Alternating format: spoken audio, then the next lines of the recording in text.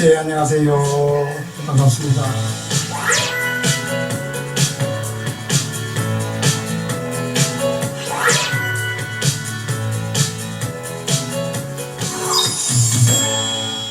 우리 스님 뵈면은 항상 친근한 웃음이 보고 있으면 마음까지 이렇게 편안해지는 뭔가 감화가 되는 듯한 그런 느낌이 들거든요. 그런 말씀 많이 안 아유, 들으십니까? 감사합니다. 네.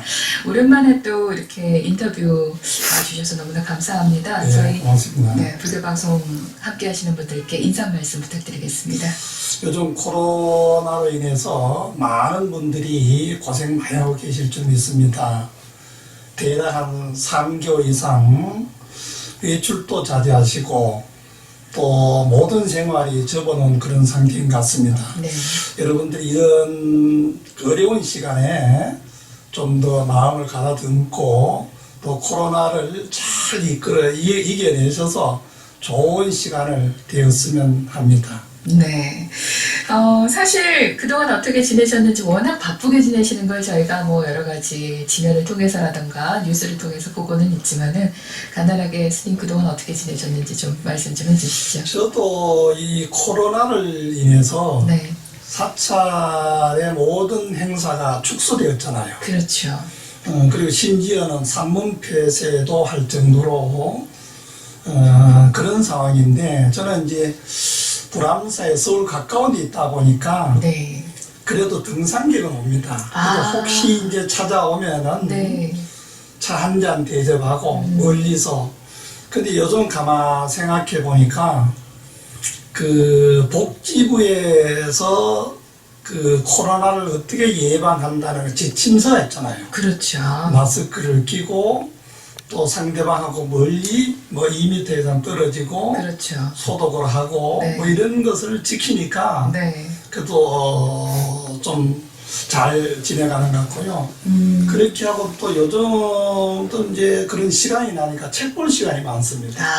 근데 방에 앉아가지고 옛날에 봤던 책 한번 더듬어 보기도 하고 또 앞으로 내가 얼마를 어떻게 해야 될까 이런 구상도 해보고 네. 또 제가 하는 일을 내일 모레 그런 행사하는 것을 한번 더듬어 보면서 정돈도 하고 이러다 보니까 시간이 갑니다. 그렇군요. 앞서서 여러 가지 이제 법회가 저희가 또 수련한 얘기, 다양한 말씀을 해주셨는데요. 이번에 사실 코로나19 관련해서 많은 불자들이 좀 자부심을 느꼈다고 할까요? 어려운 가운데서도 우리 불교가 정말 잘하고 있구나라는 것에 좀 불자로서의 자부심을 느끼는 그런 부분도 있지 않았나 싶습니다. 이게 참 부처님 가르침대로만 간다면 뭐든지 여행하지 않을까 싶은데요, 선생님. 그리고 우리 불교는 우리 항상 옛날부터라도 우리 한국 불교는 호국 불교 그러잖아요. 그렇죠. 호국 불교라는 것이 나라를 지키는 것도 중요하지만은 내와 더불어 함께 살아가는 모든 사람에게 피해를 주지 않고 내가 내 몸 관리를 잘하는 건데요. 요즘 이제 국가에서 사람 만나는 것을 좀 하지 말라. 법회도 좀 중단해 줬으면 좋겠다. 그런 지침이 있잖아요. 네. 그 불교 스님들은 그런 말을 잘 듣고 또 신도님들 그런 말을 참 잘 들어요. 정말 잘하세요. 그러다 보니까 네. 우리가 뭐 불교에서 전염됐다 이런 건 한 번도 유수해 본 일이 없어요. 네. 그래서 일반 모든 분들이 그런 걸 잘 지켜줘서 고맙고요. 또 이제 신도님들도 저래 가끔 오다 보면 아이고 불교에서는 이런 것을 잘 해가지고 발병도 안 되고 전염도 안 되고 참 좋습니다. 자부심을 갖습니다. 근데 네. 저도 네. 있으면서 생각하기를 참 우리 불교는 더불어 사는 세상이고 함께 사는 세상이기 때문에 이런 것을 잘 지켜서 남에게 피해도 안 주고 나도 피해를 입지 않는다. 이런 데서 자부심을 갖지 않겠나 싶습니다. 네. 거기서 더 나가서 사회를 이롭게 하는 거 그게 그렇습니다. 바로 부처님 가르침이고 한국불교의 또 전통이 아닐까 그런 네. 생각이 드네요. 예, 맞습니다. 네, 자 BBS 초대석 오늘은 불암사 회주이시고요. 대한불교조계종 원로인이신 일면 스님과 귀한 시간 함께하고 있습니다. 우선 주석하고 계신 곳이 이제 불암사잖아요. 네. 불암사 소개를 좀 해주시죠. 어떤 사찰입니까? 불암사는 여기서는 보이지 않지만요. 네. 저 상계동이라든가 그 방면에서 보면은 보이는 불암산이 있습니다. 네. 그 신라 지정왕 때 창건에는 그런 사찰입니다. 네. 그 옛날에는 그 2조 때 배불 정치는 했지만은 왕들이 1년에 한 번씩 4대, 그러니까 동서남북 4대 사찰을 정해놓고 기도하러 다니던 곳이 있습니다. 그게 동쪽에는 불암사, 네. 서쪽에는 진관사, 네. 남쪽에는 삼막사, 북쪽에는 성가사. 아. 그래서 동쪽에 불암사에 네. 꼭 기도를 하면은 모든 국민이 편안해지고 국태민안한다 이렇게 기도하는 곳이 불암사입니다. 그리고 그 뒤에 이제 무학 또 지정 이런 스님 후에 네. 창건이 중근이 되고 네. 이러면서 지금 한 1300년 된 그런 고찰입니다. 그렇군요. 네.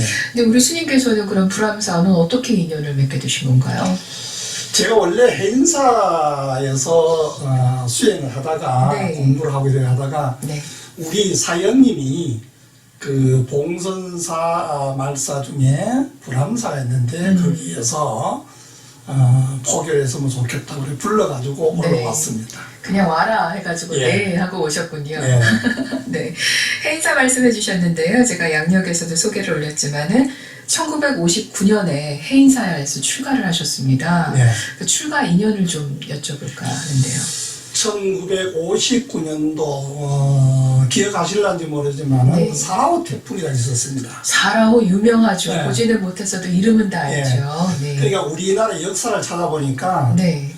그 많은 태풍이 걸려와서 매민이 뭐 이런 태풍이 있었지만 네. 네. 사람이 많이 인명피해가 난 곳이 사라오 태풍이에요. 그때 800 몇십 명이 인명피해가 있었던 그런 네. 태풍입니다. 네. 그것이 어디냐면 주로 포항, 경주 그쪽이에요. 네. 그 음력으로 보름, 그러니까 8월 보름 전날 네. 흔히 이야기하는 그 작은 추석 네. 그날인데 제가 학교 갔다 오다 보니까 네. 폐허가 됐죠. 그 동네가 폐허가 되고 뭐 네. 물이 그냥 흘러가고 강물이 있는데 속압도 내려가고 뭐 이랬어요. 근데 스님이 한 분이 탁발을 왔습니다. 네. 옛날에 탁발 많이 다녔잖아요. 근데 제가 이제 어린 마음에 그 스님을 보는 순간에 뭔가 가슴이 찡하게 울려는 그런 기분을 느꼈어요. 그래서 그 스님 보고 내가 이렇게 쳐다보니까 그 스님이 학생 이리 오라 그러더라고요. 그래 가니까 너 스님 하면 잘하겠다. 너 스님 할래 이러더라고요. 저 죄송한데 몇 살 때? 13살 때. 13살인 학생을 보고선 스님하면 예. 잘하겠다고. 그 저는 스님이 뭔지는 몰랐고요. 네. 그래서 하여튼 그 스님을 따라갔습니다. 네. 그래 이제 조만한 절에 찾아가지고 그 스님을 시봉을 하고 있었는데 네. 해인사에 계시는 통도사에 계시는 큰 절의 스님들이 해제하면은 만행을 하면서 그 사찰에 들리는 거예요. 네네. 그래서 제보고 하는 소리가 너 저 학생 너 똑똑해 보이는데 왜 여기 있나? 너 왜 왔나? 이래서 제가 스님 하려고 왔습니다. 이랬더니 네. 그러면은 큰절에 가야지 이러더라고요. 그리고 큰절이 어디입니까? 그러니까 해인사도 가르쳐주고 통도사도 가르쳐주는 거예요. 그런데 통도사가 어디고 해인사가 어딘지를 동서남북을 모르겠는 거예요. 동쪽에 네. 있는지 서쪽에 있는지를 모르겠어. 네. 그래가지고 이제 어떻게 차비도 없고 그래가지고 이제 어떻게 차비를 마련해가지고 해인사를 갔습니다. 그게 한 15살 때였습니다. 그래 가니까 거기서 어리다가 안 받아주는 거예요. 15살이면 네. 아직. 그래서 제가 이제 스님들 뭐 신발도 닦아주고 네. 마당도 쓸어주고 풀도 네. 뽑아주고 그래 한 일주일 있으니까 있으라 그러는 거예요. 그래서 그거부터 이제 행자 생활을 했습니다. 그렇게 해가지고 네. 이제 스님이 됐죠.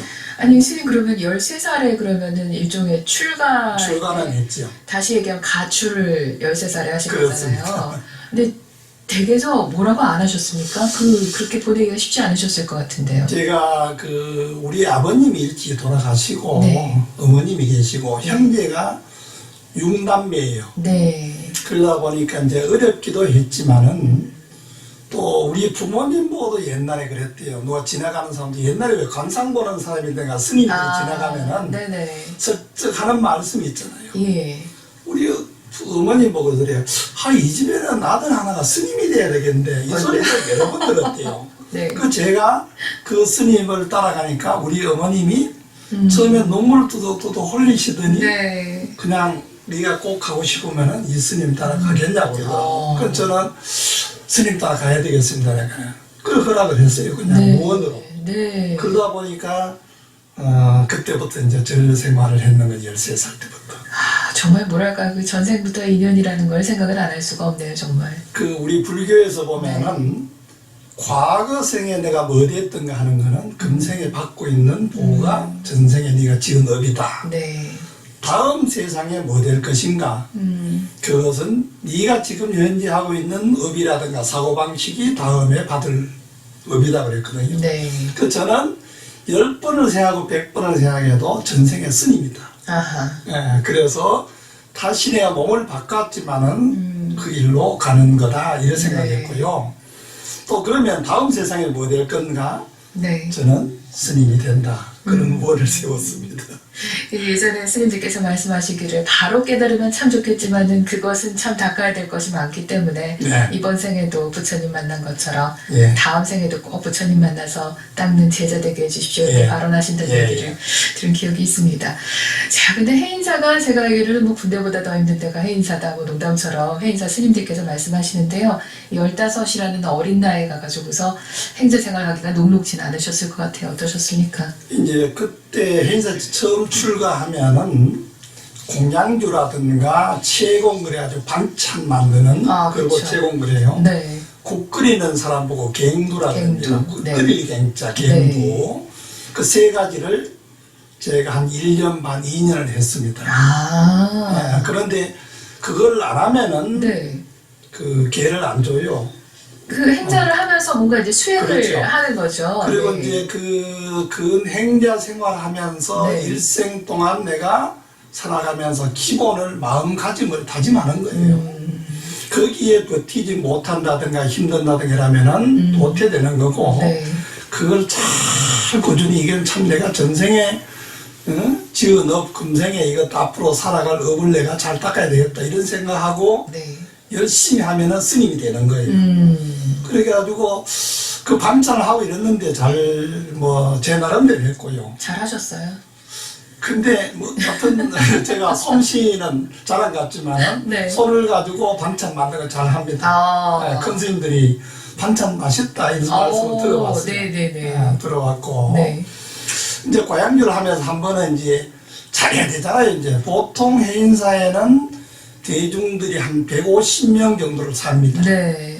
그러려면 밥을 하려고 그러면 그건 한 가마에 가까이 해야 되잖아요. 근데 이제 하루 밥하고 나면은 이제 살 씻고 네. 그 다음에 이제 그 밥을 하고 이러는데 밥을 잘하고 있는데 한 번은 죽밥이 됐어요. 아, 물을 너무 물. 많이 먹어가지고 네, 네. 대중을 잘 못해가지고 네. 그러면 이제 대중들이 저는 생각할 때 야 이제 쫓겨가는구나 이제 중으로 뭐 쫓겨가는구나 하고 이제 조마조마 하고 있었는데 그 당시에 해인사에는 지월 스님이라고 계셨어요. 네. 키는 아주 저희들 어깨 정도 오실까 이래 아주 조그만하신 어른인데 네. 지금도 그때 살던 스님 예를 들면 뭐 전에 원장하셨던 설정 스님, 무비 스님 이런 분들이 모이면은 지월 스님 이야기하는 거예요. 저도 그렇고 네. 네. 그 스님이 그 대중에게 끼치는 영향은 말도 못해요. 마음적으로. 아. 근데 이 스님이 한 번은 이제 부엌을 탁 지나가시면서 저는 이제 큰 스님이 지나오시니까 겁이 나잖아요. 고개를 팍 숙이고 이제 참 이제 가라 그러는가 싶어가지고 이제 네. 있는데 일면보살 꼭 이래요. 음성도 크게 안 하시면서 네. 밥이 촉촉해가 참 맛있어요 이러더라고요. 그래서 어떻게 보면은 마음도 놓이지만 이게 무슨 말씀인가 싶어가지고 네. 이제 잘해야 되잖아요 또. 그쵸. 그래 하되게 다 며칠 하다 보니까 한 번은 밥이 그냥 소뚜껑을 딱 여는데 네. 위에까지 그냥 탄 냄새가 쫙 나는 거예요. 아이고야. 그래도 밥을 다시 할 수 없으니까 네. 그냥 올리잖아요. 네. 야 이제는 큰일 났구나. 제야말 촉촉하다 하셨는데. 네. 그래 이제 또 이제 고개를 팍 숙이고 이제 대중들이 불러가지고 너희는 막 보따리사 가라. 아이고. 그럴까 싶어 겁이 막 나가지고 있는데 지월 스님이 네. 또 오시는 거예요. 부엌에서 오셔가지고 일면보살. 저보다 꼭 그 스님들보다 보살 그래요. 예, 보살은 말은 존칭 거잖아요. 깨달음을 예. 사용해가지고 최고지. 예, 그래서 네. 일면보살, 예, 그러니까 밥이 꼬들꼬들, 그러니까 참 맛있어요. 이러는 거예요. 그러면서 뭐에 그런 제인태 경책과 법문을 주시는 거잖아요. 네.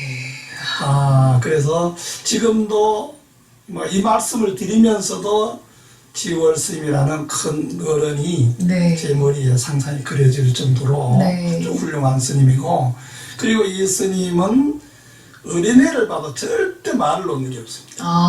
예, 꼬마를 봐도 네. 꼬마야 이러면서 가고, 네. 그래서 제가 지금도 누구보다 말 안 놓는 게 그 스님한테 배웠습니다. 예, 그래서 어린 동자한테도 제가 말을 잘 안 놓고요. 또 여스님은 이제 예를 들어서 해인사에는 이제 많은 사찰에서 공부하러 오잖아요. 네. 그러면 예를 들면 이제 제가 통도사다, 이제 통도사에서 공부하러 왔다 그러면 길에서 만나면은 네. 스님 어디서 왔어요? 네. 예, 저는 통도사에서 왔습니다.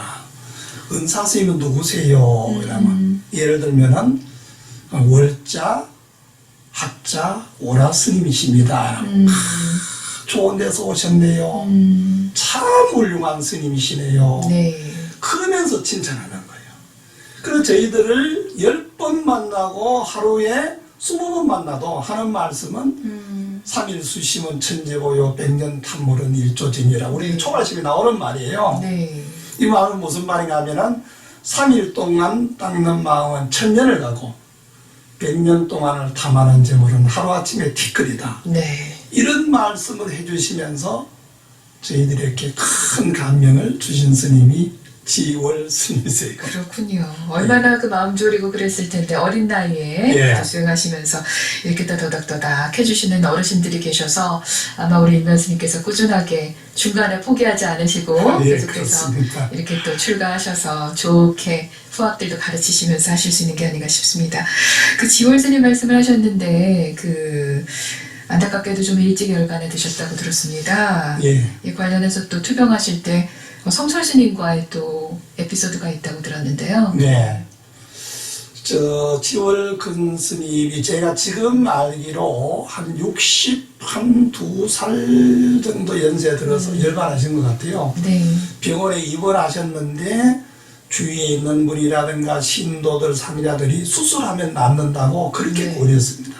근데 지월 스님은 내가 몸이 이런데 빨리 몸을 바꿔야 되지 않겠나 그렇게 말씀하시고 퇴원을 하셨답니다. 네. 그 제가 이제 행사에 마당에서 이제 있는데 지월 근 스님이 차를 타고 이제 환자신데 오셨어요.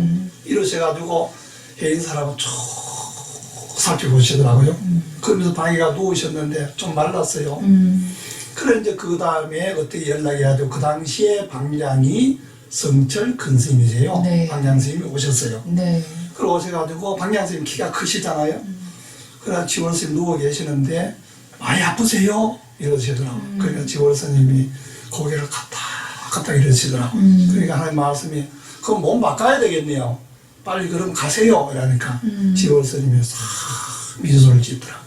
그리고 열반하셨어요. 제가 그 임종을 해봤습니다. 네. 예, 그런 참 아주 훌륭한 스님이고 또 제가 이 세상에서 가장 참 제 가슴 속에 남는 우리 은사 스님과 지월 스님이세요.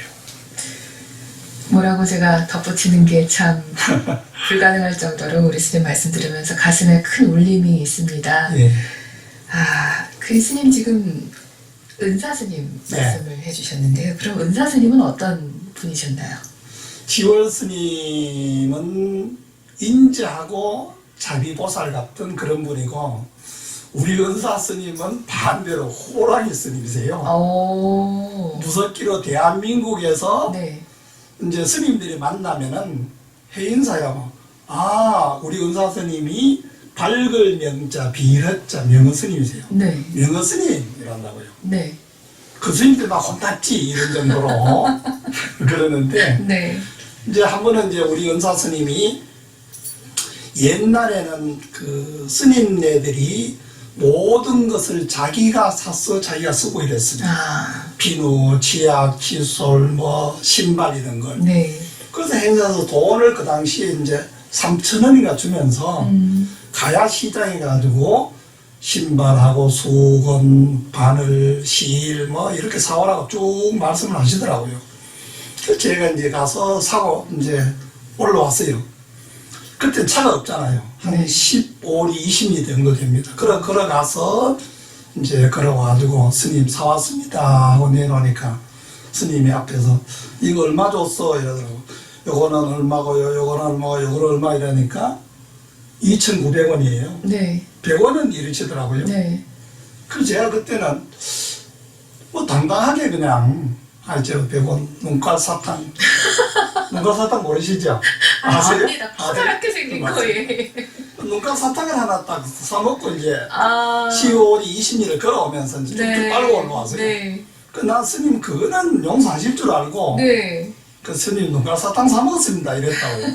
그러니까 그 사온 거를 딱 내 앞을 딱 던지더니 네. 너 인마 중노는 뭐 한다 니하고 그렇게 중노는 뭐 한다 니하고 예.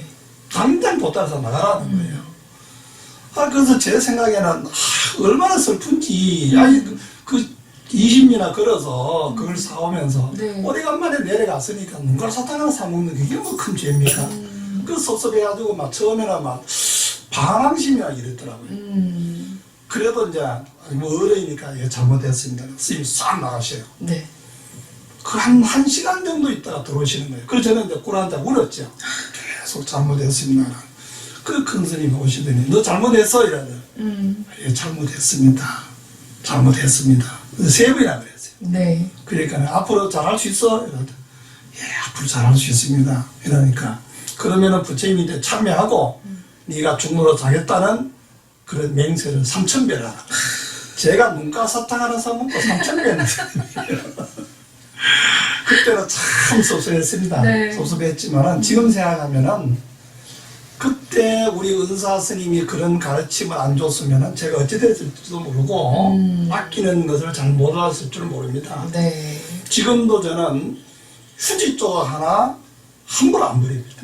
은사 스님이 그런 걸 배웠습니다. 그리고 또 한 번은 우리 은사 스님이 이제 그 널링구하고 이렇게 빠르라고 이제 제보고 내줬어요. 네. 그래서 제가 이제 수학에서 이렇게 빨다가 네. 이제 그 비누 칠 옛날에 비누는 검은 비누 있습니다. 까만 비누. 예, 까만 거품도 잘 안 나는 네, 비누. 거품도 잘 안 나요. 네. 그걸 가지고 빨고 딱 버리려고 그랬는데 우리 은사 스님이 싹 지나가시다가 네. 너 왜 버려? 이러더라고. 어. 제 생각에는 넌닝구를 빨았으니까 네. 비누물은 당연히 버려야 되는 예, 거니까. 예. 야, 이놈아 그거를 세수 때 나갔다 다음에 걸레방울 되지 않나. 그럴 정도로 무서웠어요. 그래서 그때 제가 또 혼나고요. 네. 그때 뭐 3,000배는 안 했습니다만 또 혼은 되게 났습니다. 그래서 네. 앞으로는 이런 것을 귀하게 여겨라. 그러면서 그때 하는 말씀이 제법 어렵지다.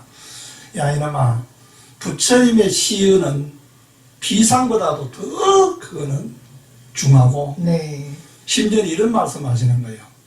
네가 게으르게 아무 깨나 그렇게 버리면은 다음에 저승 가면은 지옥 가면은 네가 1등을 간다. 그래가지고 아주 혼이 나는 기억납니다. 그렇군요. 그리고 심지어는 이제 우리 은사 선생님이 또 무슨 일이 있었는가 하면 네. 옛날에 왜 60년도에 가면은 절 같은 데 이렇게 오다 보면 왜 천여총학이 데이터로 오잖아요. 뭐 사찰이라든가 이런 데서. 통하기 좋으니까. 그렇죠. 네. 그 오면은 이제 천여총에 손을 잡고 오잖아요. 네. 그럼 우리 은사 스님이 야 이놈아 여기다 파고다공원이냐? 써볼뿐이에요. 파고다공원이냐 이 말씀이에요. 성스러운 이런 데 다니면서 손 놓고 다녀라. 이 소리예요. 남산인 줄 알아? 뭐 이제 네. 거의 그런 파고다공원인 말씀이시네요. 줄 네. 알아. 네. 그렇게 혼내는 걸 제가 여러 번 네. 봤습니다. 사실은 뭐 불자라면 모르겠지만은 또 일반 관광 컨셉으로 또 그렇죠. 입장에서는 잘 네. 모르고 올 수 있는데 네. 뭐 한결같은 모습으로 어떻게 보면 이 사찰에서 뭔가 어떻게 해야 되는지를 제대로 알려주시고 예. 말씀 들으니까 참 무서운 무서우셨겠지만 스님이세요. 참 그리우실 것 같습니다. 예. 네, 그 전에 이제 혼을 나기는 많이 났는데요. 네, 그래도 기여해 줬습니다. 제가 이제 군회를 갈 때 우리 연사 선생님 뭐 스님 군에 갔다 오겠습니다. 이랬더니 네. 너 군에 갔다 와가지고 나가는 거 아니냐고 너는 꼭 들어오라고 네. 너네 막 멀찍하게 생겨가지고 네. 안 들어올지도 모르겠다고. 저 아닙니다.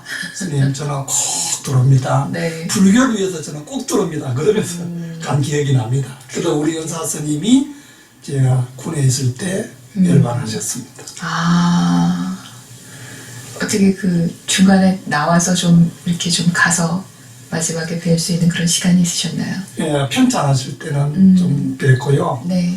그 열반하시고 난 뒤에는 제가 군에서 못 왔습니다. 아, 그때에도 군이 엄했잖아요. 그렇죠. 예. 예, 규율이라든가 이런 부분들이.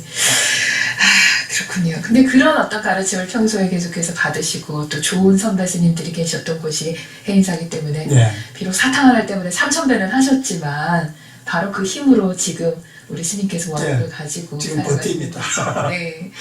우리 스님 그렇게 또 대학도 졸업을 하셨습니다. 동국대에서 네. 종비생으로 또 공부를 하신 걸로 아는데 그 당시만 해도 강원을 졸업하시면은 스님들께서 이 일반 교육기관인 대학으로 가실 생각들은 이렇게 많이 안 하시던 시절 아닌가요? 그때 이제 강원을 졸업하기도 참 어렵고요. 네. 또 대학교 가면은 요즘 속된 말로 속퇴한다. 아. 현대 문물을 받았으니까 네. 너는 사업에 나가면 밥그릇 챙길 수가 있으니 나간다 이런 개념이 많았습니다. 아, 네. 그래서 연세 많은 스님네들은 네. 대학교 가는 것을 굉장히 꺼렸습니다. 굳이 뭘 가는가 거기에. 예. 아. 그래서 저는 이제 군에 갔다 오다 보니까 네. 우리 도반들이 대학교를 다니는 거예요. 그래 갔다 오면 행사 있는데 자랑을 해요. 대학교가 어떻고 뭐 이러면서. 네. 그래서 저는 대학교를 안 가봤잖아요. 네. 그래 가고 싶은 거예요. 네. 그래서 이제 가야 되겠다. 근데 제가 13살 때 절에 들어와가지고 대학교 갈 수 있는 실력이 안 되잖아요. 뭐 공부를 그쪽으로 준비하신 게 그렇죠. 없으시니까. 영어라든가 뭐 네. 이런 걸 잘 못하니까. 네. 그래서 군에 갔다 와가지고 제가 중학교, 고등학교를 다녔습니다. 야간. 다녀가지고 네. 이제 학교를 갔죠. 네. 가지고 이제 학교에서 열심히 뭐 제 나름대로 했지만은 네. 가장 못하는 게 영어예요. 영어. 영어는 제가 참 솔직하게 지금도 잘 못하고요. 그리고 이제 불교라든가 뭐 역사라든가 한문 이런 거는 옆에서는 많이 가르쳐 줬습니다. 네. 그거는 좀 많이 배웠잖아요. 네. 그래가지고 그 당시에 제 옆에 있던 친구들 시험 치면은 그 학원 같은 거 좀 가르쳐 달라고 그러고 그런 뭐 생각이 납니다. 그래서 졸업을 하고 나니까 네. 지금도 저는 대학교를 내가 만약에 스님이 안 됐으면은 어떻게 내가 나무 집에 무슨 살 수 있는 그런 정도인데 스님이 돼가지고 대학교를 가봤으니까 참 고맙다 이렇게 생각했고요. 대학교 졸업장을 딱 받으니까 하나가 딱 떨어지는 게 뭐냐면은 네. 대학교 가고 싶은 생각이 떨어졌잖아요. 그게 저는 소원이 이루어진 거예요. 안 갔으면 가고 싶을 건데. 계속해서 뭔가 남아있겠죠. 남들은 뭐 대학 캠퍼스 가면 어떻고 네. 뭐 이래서 하고 뭐 누가 네. 뭐 어쩌고 이래서 하면 야 그게 뭔가 궁금한데 졸업을 딱 하니까 그 생각이 딱 끊어진 게 그게 성취한 거예요. 우리 또 어린 불자들 와서 절에서 스님 저는 이렇거든요. 공부하기 싫은데요. 대학이 어떤데요. 중학교 때 스님도 가봤는데 하면서 또 네. 말씀해 주실 수 있고 그런 부분도 있을 것 같습니다. 네. 네. 우리 스님 이렇게 정말 열심히 13살에 집을 나와서 스님이 되겠다는 그 일념으로 그렇게 해인사로 해서 이렇게 많은 과정을 거쳐서 대학까지 나오셨는데 그리고 나서 다시 해인사에 가서 공양주 소임을 하셨다는 얘기를 들었습니다. 제가 이제 그 졸업을 하고요. 네. 내려앉아 생각해 보니까 내가 부처님도 어떻게 대학교를 가봤는데 사관문을 써봤는데 그 생각을 하니까 부처님 은혜 고맙잖아요. 그래서 내가 뭐 하면 복을 지을 수 있나 네. 그래 생각하다가 다시 내가 고향교를 한번 해야 되겠다. 그래서 이제 해인사에 다시 들어갔죠. 그리고 이제 부탁하기를 주지스님이라든가 고참 스님들 보고 내가 여기에 강원에서 네. 이제 눈썹도 깎고요. 예? 눈썹도 깎았습니다. 왜요? 이제 일절 산문을 나가지 않고 나올 모든 것을 한번 다시 해보겠다. 네. 그런 생각으로. 그리고 우리가 보통 하는 이야기잖아요. 절에 가서 복 짓는 중에는 고향주가 제일 큰 복 짓는다 그런 말씀 있잖아요. 네. 그래서 고향주를 탁 하고 나니까 딱 끝나고 나니까 제가 이제 그 하나를 그 다음에 실천을 못했기는 하지만은 네. 그때 어떤 생각이 들었는가 하면은 저는 우리 은사 스님이 일생 동안 조금 전에도 말씀드렸지만 참선하신 노래이잖아요. 네. 주지하면 안 하셨잖아요. 나는 우리 은사 스님한테 일생 동안 3천원 얻었었어요. 근데 주위에 속된 말로 뭐, 이게 뭐 자기 은사 스님이 뭐 훌륭한 스님이고 원장하고 뭐 이런 게 없잖아요. 그러다 보니까 저를 알아주는 사람도 없고, 근데 고향주를 한철 다 진심을 하고, 그리고 눈썹도 깎고, 풀 뽑고, 학인 스님들 신발 이래 벗어놓으면 그걸 몰래 딱 가지고 갖다 놓고, 또 부처님한테 시간 나면은 가서 절하고. 그렇게 하고 나니까 대종처소에 이제 가가지고 이야기하면은 죄 말에 귀를 기울여준다. 이게 딱 느껴지는 거예요. 제 생각이 그런지 모르겠는데, 아, 대중들이 내 말에 귀를 기울여주고 진심 있게 믿어주는 것 같다. 이 생각이 딱 듭니다. 그때부터 소임을 보기 시작했죠.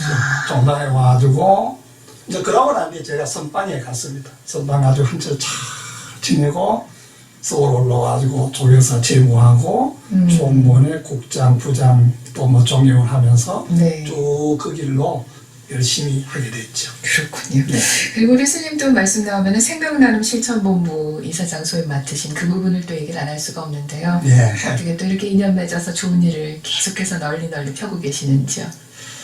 제가 원래 그 대학 졸업하고 난 뒤에 고향주하고 선방 갔다 와서 조계사서 소임 좀 보다가, 저는 그 우리 은사 스님이 일생 동안 참선하신 스님이신데, 제가 어느 정도 되니까 너는 이제 공부 그만하고 참선해라 그러더라고. 참선해가지고 깨우쳐라. 도인이 돼야지. 너는 그 글거 맨날 배우다 필요 없다. 그 말씀 하시더라고. 그때 우리 은사 스님 보고 제가 끌어안아가지고, 스님, 참선해서 도인 되는 스님은 많습니다. 그러나 행정에서 도인 된다 소리 나 못 들어봤습니다. 저는 앞으로 행정의 도인이 되고 싶습니다. 그래서 참선하는 스님이라든가 공부하는 스님 뒷바라지 하겠습니다. 네. 그렇게 제가 우리 은사제부 말씀드렸어요. 그랬더니 우리 은사 스님이 부정 뭐 긍정하지 않으면서 고개를 끄덕끄덕 그러시더라고요. 그러면서 이제 제가 이제 그 서울 와두고 살다가, 아, 이 불교를 더 우리보다가 더 발전한 나라는 일본이다 싶어서, 일본은 가면은 뭐냐면 유치원, 대학교 모든 것을 다 사찰에서 하잖아요. 네. 그래서 그걸 복지를 배우기 위해서 일본을 갔습니다. 네. 그걸 이제 한 두 달 동안 다니면서 일본의 큰 스님들, 요즘 같은 이제 말하면 종정스님이라든가 총원장스님 만나 뵙고, 제가 이렇게 하는데, 네. 진짜 일본 불교를 배우러 오겠습니다.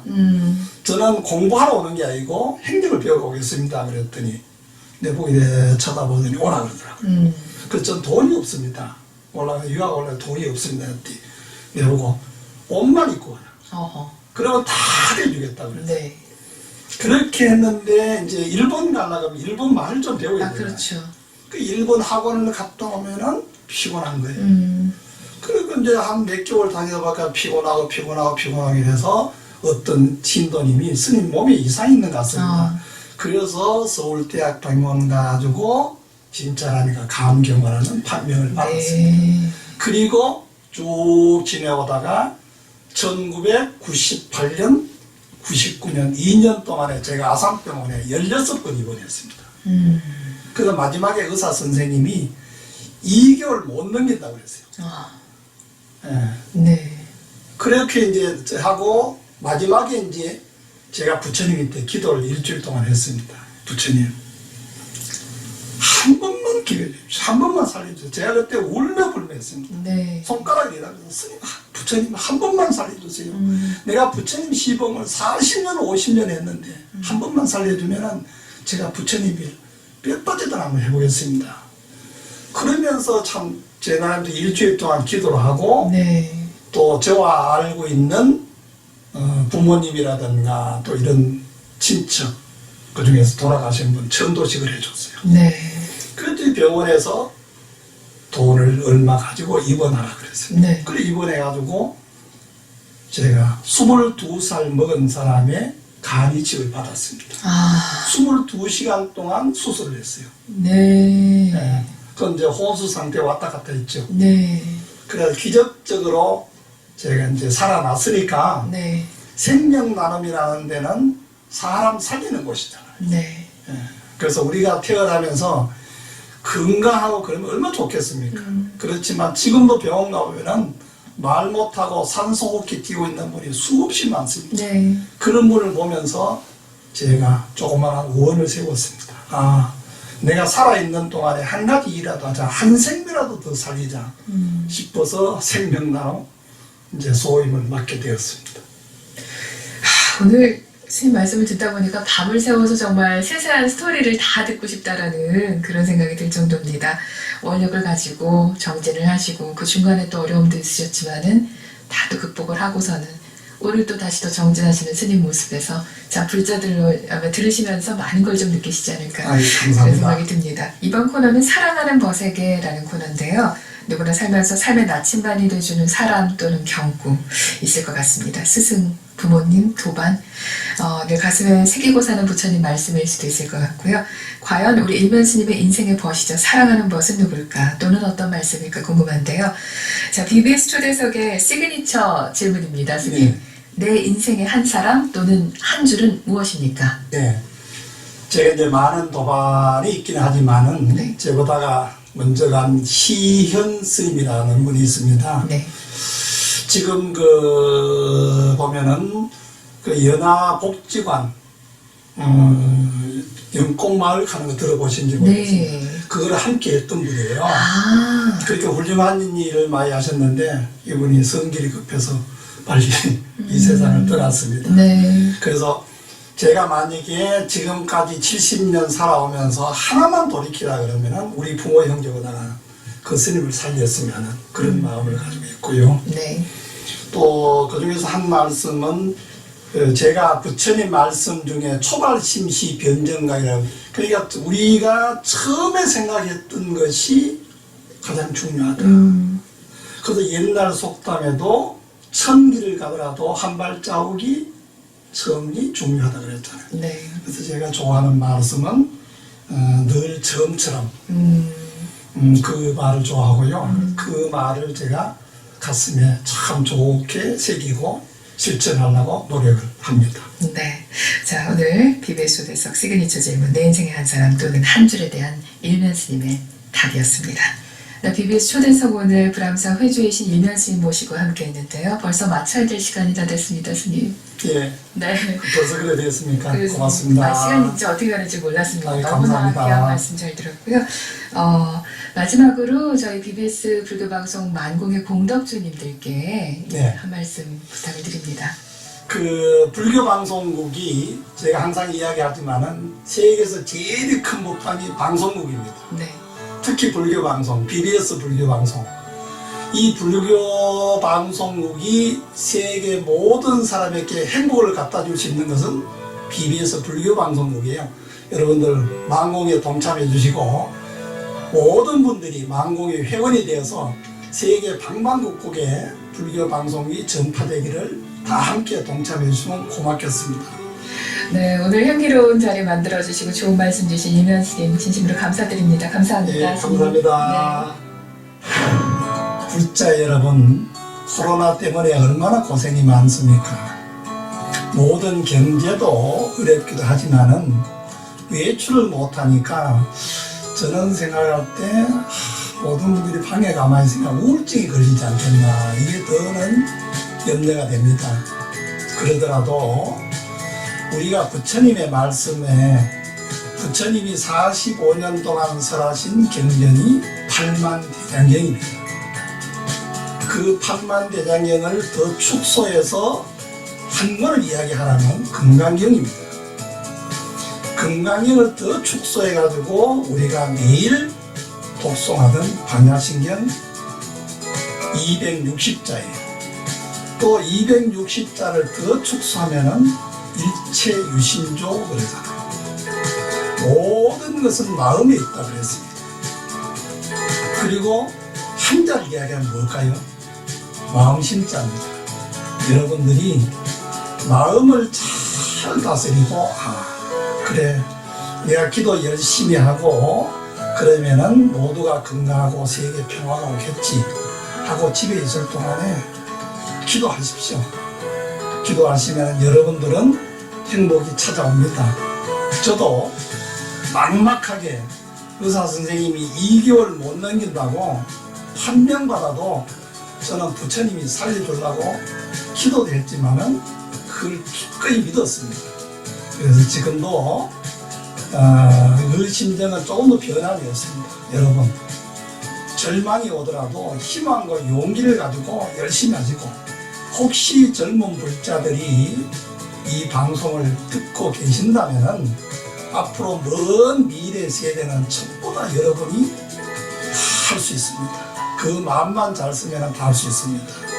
그래서 크게 마음 가지고 세계 우주를 다 품을 수 있는 그런 마음을 자세를 갖추면 이 세상은 가장 아름다워집니다. 여러분 힘과 용기를 가지고 코로나도 잘 이기시고 또 부처님을 믿는 사상과 이념을 잘 정립해서 여러분의 행복이 쭉 가시기를 간절히 기도하겠습니다. 여러분 방송을 끝까지 봐주셔서 고맙고요. 건강하십시오. 고맙습니다.